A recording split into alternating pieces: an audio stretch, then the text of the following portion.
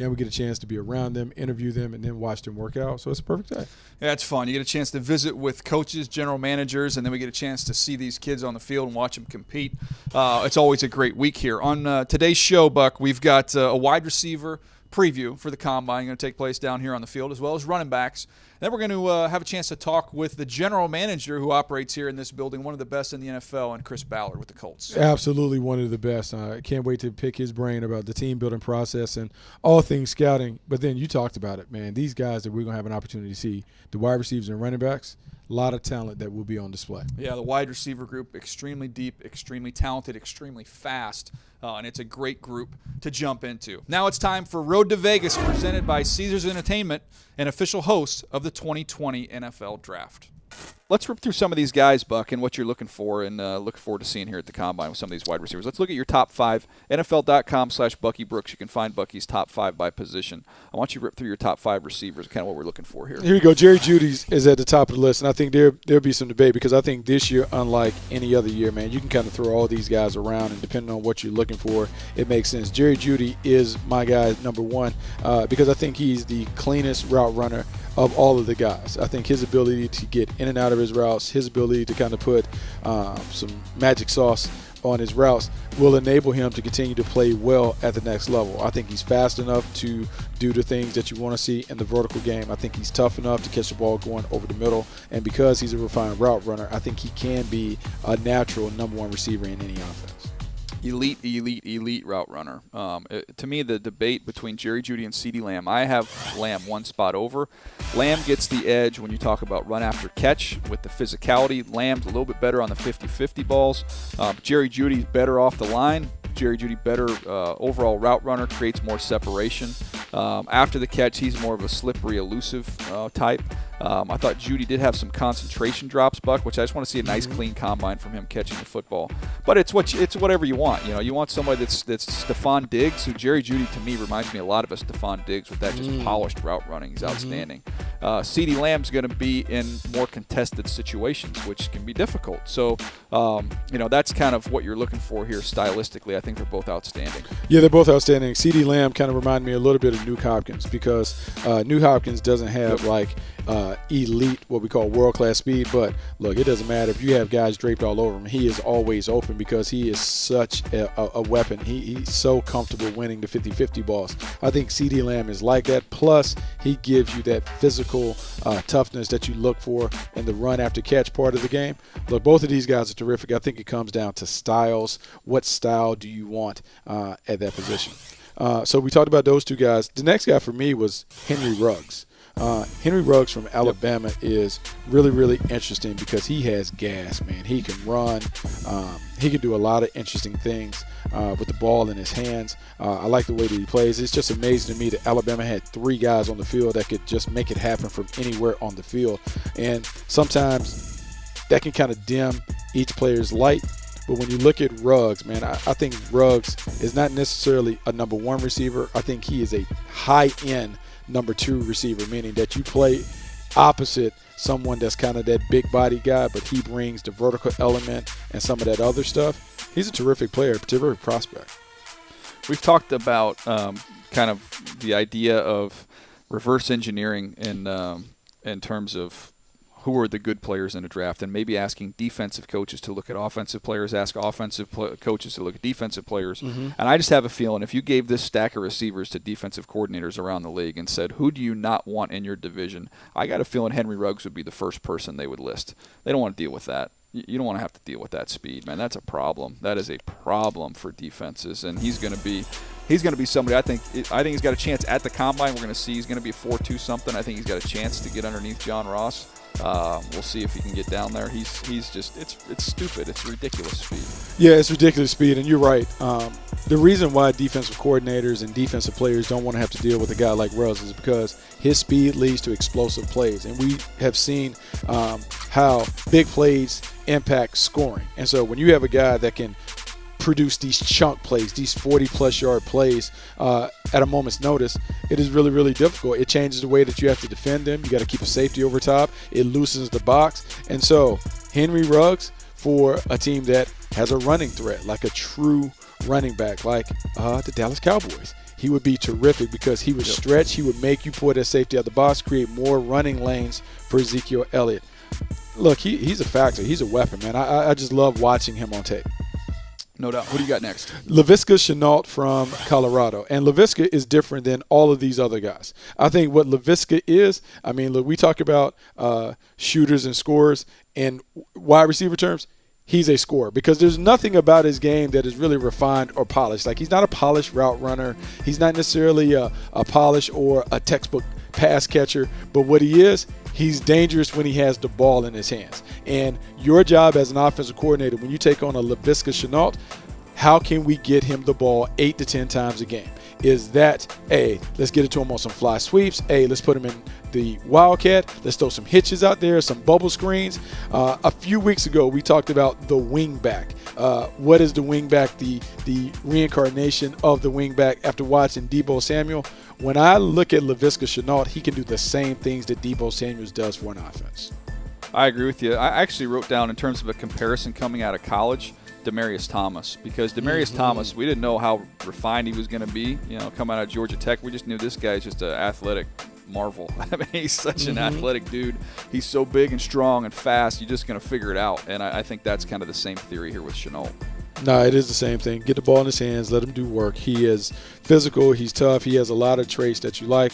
I think he fits in a lot of offense, but I think he comes with some instructions. You have to know how to utilize him. If you think you're getting a pure receiver, a pure route runner, I think you might be a little disappointed. I don't think he has the skills and the tools like a Jerry Jeudy in terms of running routes, but I do believe he has impact potential, which is why you like him.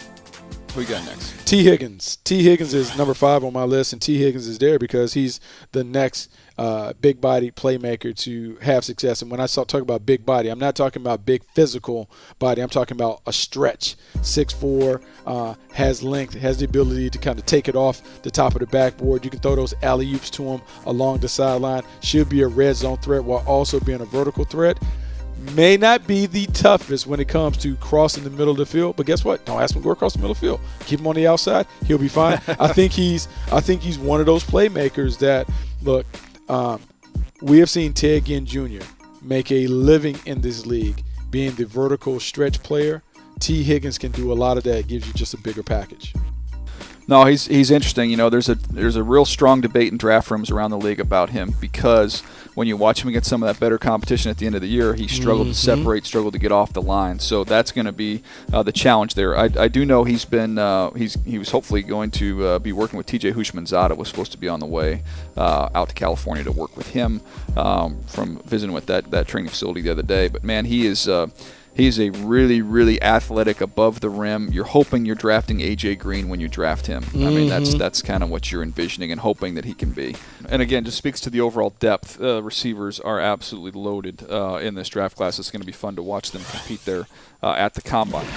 All right, Buck, with that wide receiver group, I mean, you've got the depth.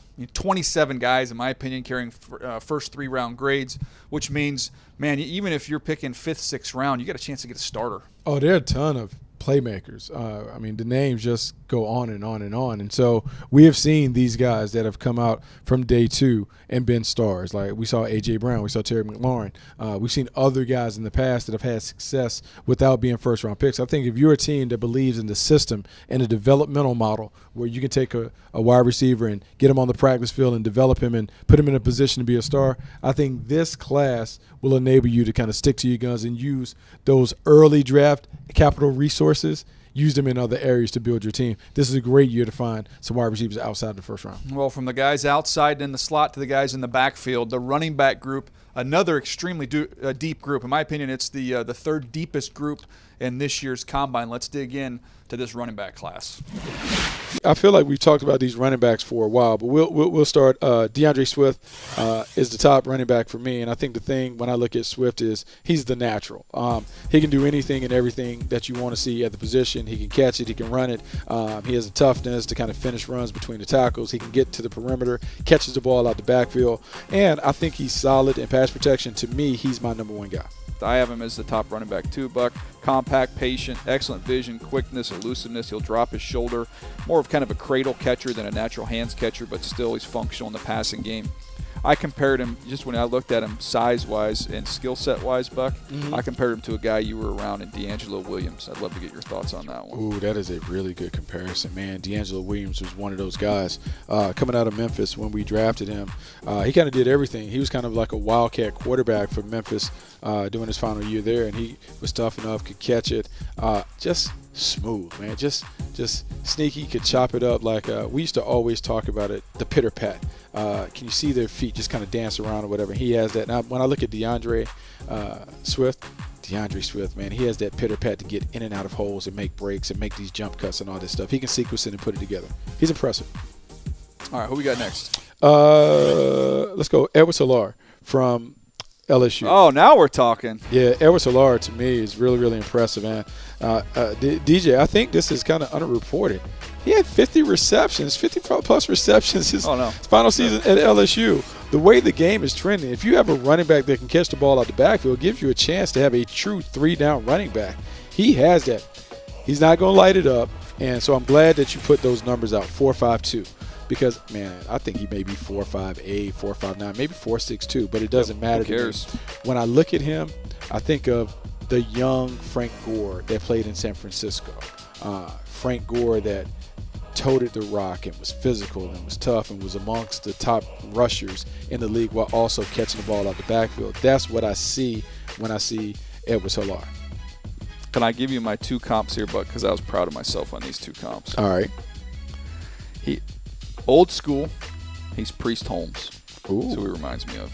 I have a chance to see him a lot in Baltimore. He had already left, but he was in Kansas City, and we were both really good teams during that time period, and he's a problem. But same body type, same value in the passing game, just guys you can't get on the ground with their strength. And then the other one that I put down is a guy that I see every week doing the Charger games, and that's Austin Eckler. With how they use him in the passing game, you can do the same exact thing with this kid. He is short, compact. His football intelligence is off the charts. Awareness and pass pro. Catch the ball. You can line him up anywhere. Incredible leg drive, break tackles. Talked to Joe Burrow the other day. I think I mentioned this. He said, man, you're at Ohio State. You're at LSU. Who's the best player you've ever been around? Who's the best teammate you've had? You know, who would you take with you? Who's the guy? He said Clyde Edwards-Helaire is the best football player I've ever played with. Wow. And he did not stutter. Wow. That goes a long way. He is a terrific player. And I think the guy that's right behind him for me, I mean, you can flip it however you want it. I think J.K. Dobbins is just as impressive as a player. And we talked about the stretch run that he had at Ohio State. I don't know if people really paid attention to it, but the last 6-7 games at Ohio State, he showed people that he could be a workhorse. Tough, physical, has the ability to make these nice cuts inside. He can create, which is very, very important to me for running backs, meaning that it doesn't always have to be a clean hole for him to get 4+ yards. His ability to stop, start, stick his head down and be able to kind of power through some contact is impressive. And then it's really just a matter of how can he be utilized in the passing game. I think the big thing is when you're looking at running backs in today's game, they have to be functional plus in the passing game if they really want to be considered like these every down backs. Just kind of want to see how he catches the ball at the combine. I want to see how natural it is for him. Yeah, a couple drops in that Clemson game, but really you go through the rest of the tape, I thought his hands were reliable. He's really good in pass protection, no hesitation. He's got power, balance, inside, outside runner. Just a really good football player. And I have him right now in my last update. I have him as my second running back, and it's a debate between him and Edwards-Helaire for me. Interesting you have them right together. I'm going to end up having them right together as well. I think they're both really, really good, solid football players. Yeah, I mean, that's what you're looking for. You're running back. You want someone who's rock solid, dependable, reliable, and tough. He has that. The fourth guy for me is probably a surprise for a lot of people, but Cam Akers from Florida State, to me, I think the more we go through the process, the more I believe he'll kind of rise. When I look at Cam Akers, I think it's his explosiveness, his elusiveness in tight areas, his ability to be able to make things happen on the perimeter. I think he's going to catch the ball better than most people imagine. He's just a really, really good football player. I think he kind of got lost in the muck that was Florida State football, but this is what I believe a pro running back. He plays it like a pro, and I think he's going to have a tremendous amount of success in the league. We talked about it when we did our tiers with running backs the other day. I mean, he's up there. He's up there in that tier. He's somebody you're going to hear. The buzz will build. The buzz will build as we get to the combine. As more people start to really do their homework and watch this kid, he's big time. He is a big time talent. And to the point where I wouldn't be shocked if when it's all said and done, Cam Akers was the second running back picked. Like, it would not shock me at all if he ended up in that range. He's got that type of ability. You see him do the Wildcat stuff, Buck. Play quarterback in high school, man. Power, downhill. Yeah, there you go. There you go. But he's patient. He'll press and bounce. He's just got a really good feel. He's a little slippery inside. I love his overall game. The only question that I had, there's some misassignments in pass protection that you got to get cleaned up a little bit. You got to do a little work there on his mental, make sure that he understands what goes on in pass protection, because I had a little bit of a question mark there, especially like the Notre Dame game. But overall, he's gifted. Yeah, he is gifted. And then the last guy, I have Jonathan Taylor from Wisconsin. The production speaks for itself. Love him. He 2,000 plus yards. Caught the ball more this year than he had in previous years. Like, just really, really solid all around. I think you may want maybe a better athlete. I don't think his numbers are going to wow anybody. But look, man, he's just kind of steady Eddie. Just productive, finishes, physical. He does it, and he's been able to carry a heavy workload. To me, I think it speaks not only to your endurance physically, but your mental endurance, because it's tough to be a grounder when you get nailed play after play after play. Yeah, I wrote down production, speed, and strength. I mean, he's more sudden than shifty, and you'll see when he gets out in the open field, he's gone. I mean, he's got big-time top speed, but just not a lot of wiggle, not a lot of make you miss. In the pass game, going to be more involved in the screen game than really kind of putting him out in the route. I think that's where he's most comfortable, and just doesn't get a lot of reps in pass protection at Wisconsin. They don't do it very often, so he's usually getting out. So that's going to be an area where he needs to get some more reps, some more experience. But man, if you can block it up and he hits crease, he's gone, man. Yeah, no, he is, and it'll be fun to watch. But DJ, we've talked about the running backs, and people have been so successful being able to find guys outside of those upper stages. I kind of want to touch on some of the guys that I like that won't be day one or even maybe day two picks. The first guy that stands out to me is Zach Moss, running back from Utah, and he's just a pro, man. I just wrote down in my notes, I was like, man, this is a pro running back. From the way that he toasts the rock, the way that he finishes runs, the physicality and toughness that he displays when he's playing against Pac-12 opponents, catching it out the backfield. There's not much that he can't do. And so I just believe he fits. And if you're one of those teams that kind of subscribes to the theory, hey, man, we will pick and choose later on. We'll wait to day 3 or the 4th round to kind of find our running back. Man, if I was doing that, I have stars all around Zach Moss, because he is someone that I think will go outside the first round but could be, man, a 1,300-yard back for a team. Teams trying to pair up running backs. A lot of teams doing committees, and that's just the way the future is. And a lot of teams that have that speed back, they're going to love Zach Moss. I compared him to James Conner. That's who he reminds me of when he was coming out of Pitt. Obviously been a good player there with the Steelers. I think he's got a chance to go maybe a little bit higher than people think there, because a lot of teams that have that faster guy covet this type of running style. The list goes on and on. It's whatever flavor you want, man. Those two positions, the wide receiver position and the running back position, if you have a need, you're going to enjoy this combine, because there's going to be a lot of guys that can help your football team. Yeah, a lot of guys that can be productive, a lot of guys that can contribute and help right away. Should be fun, man. I'm really excited. I'm looking forward to kind of seeing all these guys. Skill guys get a chance to perform early on in primetime. Should be a lot of fun. That was Road to Vegas, presented by Caesars Entertainment, an official host of the 2020 NFL Draft. You need skill position players, Buck. This is a good year. It's a great year. I mean, everyone, we've talked about it with these young quarterbacks, building a track team around them and how you can put the complementary pieces around them that will enable them to play at their best. Well, man, this is a year where you absolutely can find those playmakers on the outside. Regardless of what style receiver you prefer, they're all available. You want big bodies, you want speed merchants, you want guys that can catch and run and make it happen with the ball in their hands. Those guys are available. And then at running backs, it's the same thing. You have these guys that can go on the slide and run routes. You got playmakers. Everything that you want in this class is available to you. Well, I'll tell you what, one person who's going to be scouring this draft class, trying to find some more explosive players offensively, is Colts general manager Chris Ballard, who's long been viewed as one of the best evaluators in the business, going his career as a scout in Chicago, then going to Kansas City before taking over of the GM of the Indianapolis Colts right here in this building. It was great to catch up with Chris Ballard. Here's our conversation. Excited to be joined by Chris Ballard here with the Colts. Chris, how you doing, man? Good. Thanks for having me. I appreciate you doing this for us. This is different this year with the Combine. So far, your early impressions of the changes? Well, I mean, look, what Jeff does, Foster and his group, pretty incredible. You know, they had to jump through a bunch of hoops with the move to prime time, with the workouts, and then having to, adjust medical, adjust site testing, adjust interviews. I mean, it's a big process. I mean, this is a big event, and what he's able to do, pretty incredible.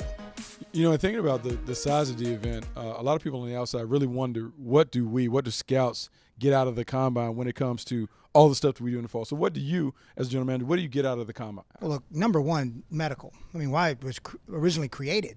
I mean, we always talk about whoever has the best information usually makes the best decision. Most accurate and best information, you're going to make good decisions. So starting with the medical, what they're able to do here is critical for us. And then being able to get at a first initial impression in the interview process. It might be good or bad, and I've seen it go both ways, where a guy has a bad interview, we go revisit it again. It just allows us to, are there any flags that we need to go and continue to look for here going forward? So that first initial impression is critical. And then being able to watch them work out on a big stage in front of every head coach, in front of every assistant coach, in front of TV now. How do they handle that? How do they handle the big stage? I'll never forget when I was in Chicago, Johnny Knox, and all he did was at every game, and he goes to the Texas versus the Nation, performed, came to the Combine, nobody's even talking to the kid, performed, gets to the NFL, he performed. So usually it translates. That's fantastic. When you're talking with these kids, I love to know kind of what the go-to question is, where you feel like you can actually get a meaningful answer and cut through some of the preparation that's out there. And the reason I want to ask you about that is because I talked to a team when Darius Leonard was coming out. They asked him what would be a successful rookie season, and they said he didn't stutter. He said, first of all, I'm going to take somebody's job, then I'm going to keep somebody's job, and then I'm going to go to the Pro Bowl. He had a 3-step plan that he presented to the teams. But I'm always curious kind of what your go-to is there. We've gotten to where we've really turned it over to our coaches. When we're going to dig into the personal and the football character side of things, we're going to go spend time with them. I just think the more time you spend with a player and with anybody, the better you're going to know them. So we're going to go spend more time with them. But now what we are able to get out of them is when they get into our interview setting, we let our coaches have all 18 minutes of it now. And they're going to present a play. They're going to teach a play. They're going to watch the play, then they're going to watch some of the prospects' film, and then they're going to see if they can repeat back, what information they can repeat back. So just their capacity to think on their feet, how do they handle the information? Is there anything else that – and some guys will screw it up. They'll get nervous. We'll be interview number 10, and – a lot of information's been going through them, and they'll repeat something they heard in another room. But it's really great insight from a coaching and scouting perspective of just how they learn, what can they retain. It's always been fascinating to me, and I always wanted to ask a general manager this. So much of scouting, where we originally come from, is evaluating talent and individually putting talent together. As a team builder, how do you take a collection of individual talent to build it in the right way for the team to be successful? I think it's the hardest thing we do. How do they fit, into your locker room? We talk about it all the time in Indy, and we're pretty selective. I mean, I always tell our guys, we're in the elimination business. We're going to eliminate the guys that we know don't fit. And there's a very strict criteria that they have to meet to get, onto our draft board, and we're going to take them. And there's a certain from a football character and a personal character standpoint that they have to have. Are they all going to be perfect? No, but they've got to be able to fit into the team concept. I mean, look, careers are short, so players, I'm all for them getting, and doing the best they can. But I always try to explain to our players that when your team does well and you do it within the team concept, you're going to do better also. Two of the things I think pretty universal when you're watching teams around the league and how you're building your teams, it's hard to be a bad team with a great offensive line. And it's hard to be a bad team with a really, really fast defense. When you're looking at each side of the ball, what are the things you guys are focusing on trying to continue to build? Well, we're always going to be front-driven. It's just how I was raised in this league. I just think over time it shows. when you're good up on the O-line and D-line, it gives you a chance to win every Sunday. It might not be pretty, it might not be what the world always wants, but it gives, when you can block people and you can control the line of scrimmage, it gives you a chance. I mean, look, we're in a sub-defense world now, where you're playing nickel and dime 75% of the time. So to me, speed allows you to make mistakes. So you can make mistakes, but still recover from it. And with it was one of the things where we're playing in ideal conditions here in Indy. We've got a great building, great surface to play on. So we're going to play to that, and we're going to evaluate and try to acquire as many fast players as we can. And thinking about that, you've been in the league a long time, and the quarterback position has seemingly changed, where the last year we saw athletic playmakers, guys that can make plays with their feet, and also being able to throw from the pocket. When you look at the quarterback position, has it changed the way you evaluate it because you've seen so many mobile playmakers have success? That's really good. I think if you go back in time, let's go back to Cordell Stewart, what Pittsburgh did with Cordell. I think what the good coaches in this league do is they adjust to what. So if you got a special player at the quarterback position, and maybe he's not in a traditional sense what we're all used to, but he can make special plays on game day that help you win. When the offensive coaches can help when they can adjust to that, it's critical for your success. And I think nowadays, with the way college football is, you're seeing a lot more of it. And we've got to adjust, and our coaches adjust, and the good ones do. One of the things we've also talked about, kind of the Deebo Samuel impact. You talk to teams around the league right now trying to find that guy. You've got one in Paris Campbell, provided he can stay healthy. But just the impact of having somebody that Bucky almost used the term like a wingback is almost what you have. Somebody can play in the slot, you put him in the backfield, you can do all these different things with him, and the impact that can have on an offense and the challenge for a defense. Well, look, you got to prepare for him. And when I was in Kansas City, we had success with it because we took Anthony Thomas, who was kind of playing that role, and then when we first drafted Tyreek Hill, that was his role until he developed into a full-time receiver. But it puts a lot of stress on the defense when you have a player that's got a unique skill set, an explosive skill set, that the defense knows that I'm going to have to defend him from the backfield, from the slot, and then possibly outside, and he can also carry the football. There's a lot of different elements that they have to, elements that they got to prepare for. On the flip side, on defense, we're seeing more guys that can do more things. Corners that can play inside, play nickel, safeties that are dropping into the box and being quasi-linebackers. DJ and I have talked about positionless football. When you look at prospects, are you really evaluating and seeing if guys have versatile skill sets to do more than just at one position? The 46-man limits you to where on game day they've got to be able to play multiple spots. When a guy can only do one thing, it really limits you, especially if somebody gets hurt. So the more they can do, the better it's going to be. And I think with the changing elements you're seeing on offense, you talked about Samuel and being able to defend him. Being able to take a corner and move him inside to defend him. For linebackers that are athletic and fast enough to be able to handle him, when they try to get those matchups. At the end of the day, that's what it is, matchup league. You got to be able to match up at every spot. And the more a guy can do, the better for you, especially on game day. Last one, I'll let you run. We've asked everybody that's come through here because you go back to your road dog days as a scout. Just a favorite scouting story that you have there on the road. We've heard stories about keys locked in your car at games, people getting lost in all types of ways. We had the trees at Berkeley when we had the folks living up in the trees during those years. Just a fun scouting story back from the old days. Oh, God, I've got so many.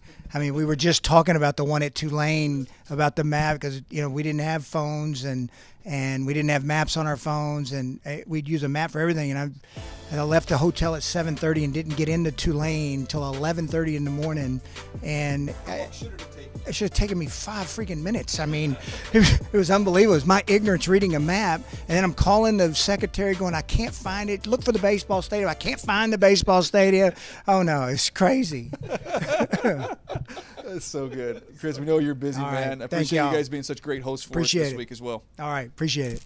Buck, great to catch up with Chris Ballard, and I can relate as well as you. I know you can. Being lost on the road happened many times. Funny story about that. It really funny. You talk about being in Tulane, and we've gone to these college towns where you can't find the football office. You can't find the football field. You're just kind of wandering around aimlessly. I'm glad that he was able to share that story, but also I was glad that he was able to share some of his nuggets on team building and how you build a championship caliber squad.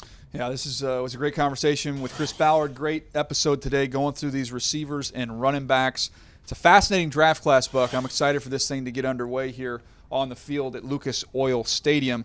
Remember, you can check out the Move the Sticks podcast. You can download it, go to Apple Podcast or your favorite podcast app, and you can check out all of our videos, NFL.com/MTS video, or the new YouTube channel, YouTube.com/NFL podcasts. He's Bucky Brooks. I'm Daniel Jeremiah. Thanks for watching Move the Sticks, presented by Caesars Entertainment.